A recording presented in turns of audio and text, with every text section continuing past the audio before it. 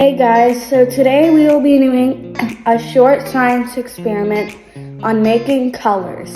But before we get started, don't forget to subscribe to this channel, like this video, and share this with your friends. Now let's get started. Okay, so for this experiment, you're gonna need a stirring stick, yellow, blue, and red food colorings, and 3 cups or glasses. Now let's start. Okay, so the first step of this experiment is to fill 3 glasses halfway with water. So I'm gonna quickly do that. Alright guys, so now that I've filled up the 3 glasses halfway with water, we need to put 2 drops of food coloring in each glass. So first, let's put the 2 drops in here. Okay, and then let's stir it up. Okay, I think that's yellow enough. Now we can put 2 drops of blue food coloring. 1, 2. Stir it up. Okay, and then let's put 2 drops of red.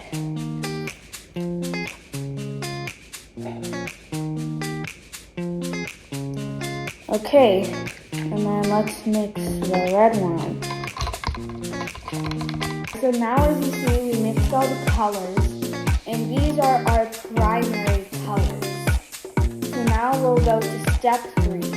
And step 3 is to add 3 drops of the yellow color in the red glass. Okay, so let's add 3 drops.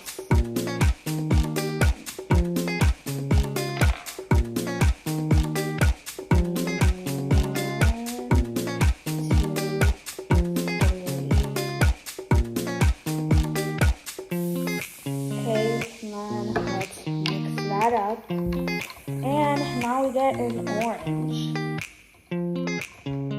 Now what we can do in step 4 is to do the same with these 2 glasses. So we can put 2 drops of red in the blue glass, as well as 2 drops of blue in the yellow glass.